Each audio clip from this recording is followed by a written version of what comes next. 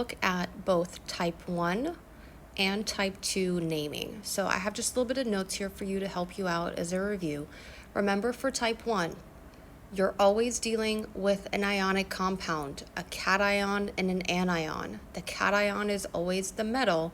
The anion, that's your A negative ion, that's your nonmetal. For type 2, you're still dealing with an ionic compound. Your metal is always your positive charge, your nonmetal is always your negative charge. The main difference between type 1 and type 2 is that for type 1, you always know the charge of not only your metal, but of course your nonmetal. The reason why you know the charge of your metal is because the type 1 compounds that you're going to be dealing with, these guys are always going to come from group 1 or group 2. So either the hydrogen family or the beryllium family. Those are group 1 and group 2. And so you always know their charge. If you're in group 1, your charge is always +1. If you're in group 2, your charge is always +2. So anyone in the hydrogen family is always a +1. Anyone in the beryllium family is always a +2. Things take a turn when you deal with type 2 compounds. With type 2 compounds, the problem is that you're not dealing with a group 1 or group 2 metal. You're dealing with any other metal on the periodic table of elements, with the exception of aluminum. Aluminum for us is also considered a type 1. So remember, on your formula sheet, you have aluminum is always a 3+ charge.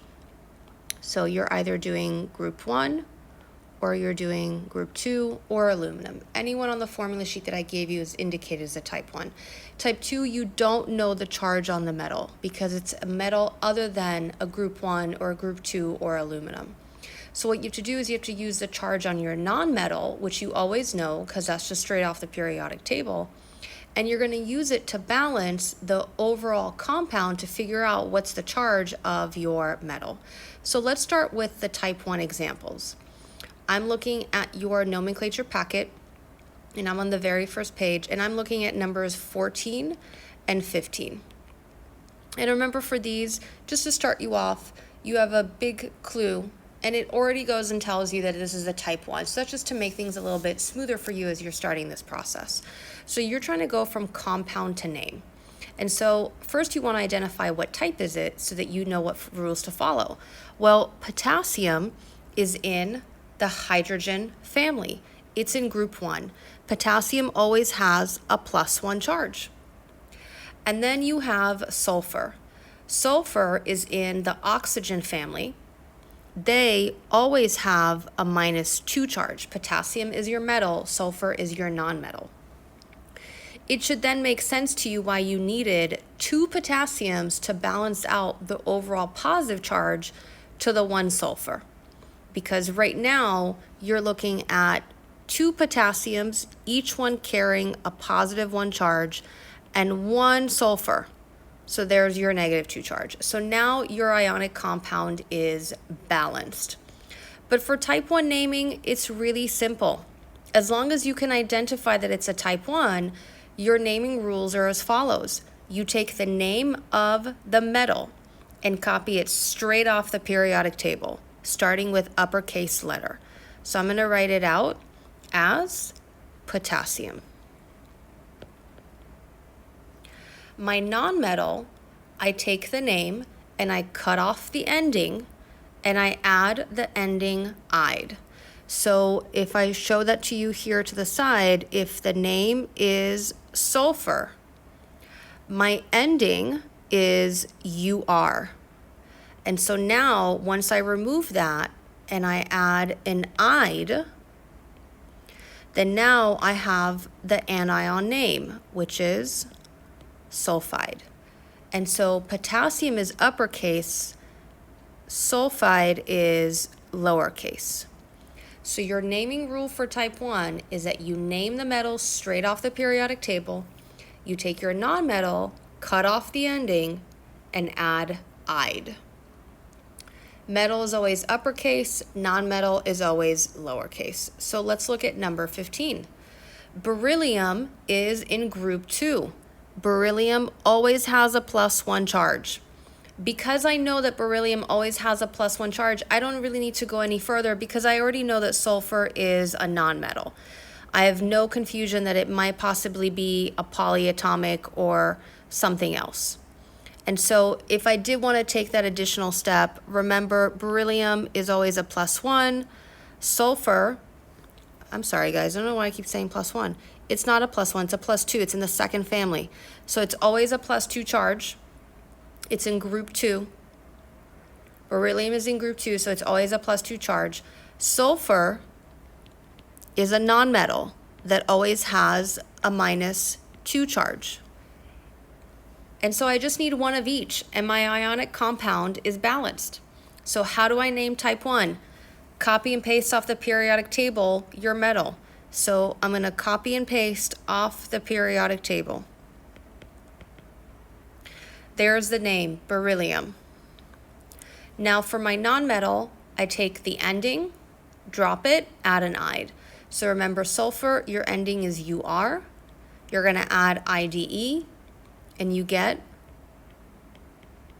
sulfide. So those are type 1.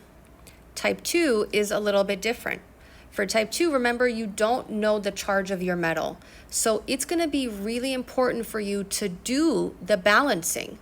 We didn't really have to focus on the balancing for type 1 because remember your rule is straight. As soon as you recognize that it's a group 1, group 2, or it's aluminum, and you just have a nonmetal with it, it's a type 1. So you didn't have to go through the balancing. I just did that for you in the video so that you'd have a chance to see how that works. You just take the name of the metal, copy and paste from the periodic table, take your nonmetal, drop the ending, add an "ide." For type 2, what you want to do is you want to identify the charge of your metal using Roman numerals in parentheses. So if I look at questions 7 and 8, those are going to be the two that I focus on, 7 and 8. And so this time around, here's how it works. I'm still going to take my metal and copy and paste off the periodic table, but I need to identify the charge because the charge of my metal is unknown. It's not in group 1, it's not in group 2, it's not aluminum. So when I look at number 7, I have iron and I have oxygen. Iron is my metal. So iron is not in group 1, it's not in group 2, it's not aluminum. I don't know the charge for iron at the moment. So it's not really going to help me. But I do know oxygen is a nonmetal. And oxygen is right next to the halogens. Halogens are always -1. Oxygen family is always -2. So each oxygen has a -2 charge. And if you notice, I have a total of 3 oxygens. This is telling me that I have 3 oxygens.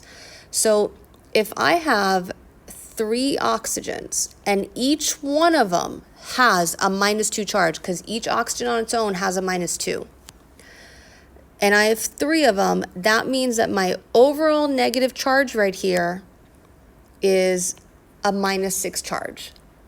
And you could write -6, you could write 6-. Remember, for us, it's meaning the same thing. And so that's my overall negative charge. If I go back to my compound, I'm dealing with iron, and I don't know the charge of each individual iron, but I do know that I have 2 irons because it says right here 2. So let me figure out what those individual charges can be for each iron. They're going to have to be the same charge. So if my overall negative charge is -6, my overall positive charge has to be +6 so that they balance and cancel each other out. -6 is only going to be balanced and canceled by a +6. Otherwise, then I'm going to have too much of a positive or a negative charge. Now that I've done that, I have 2 irons. Each one of them needs to have the same positive charge. I can't be dealing with 2 different irons in one compound.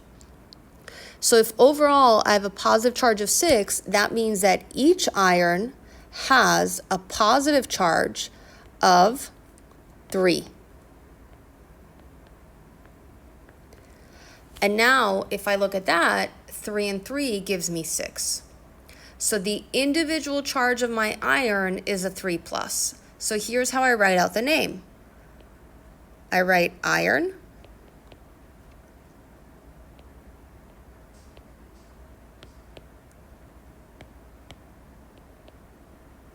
The charge of the individual iron in parentheses, so 1, 2, 3.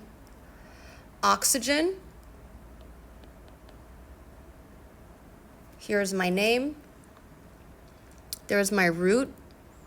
But remember, we talked about this. You don't want two vowels next to each other. So that is a bad idea. So because of that, what we get is oxide. So this name is iron 3 oxide.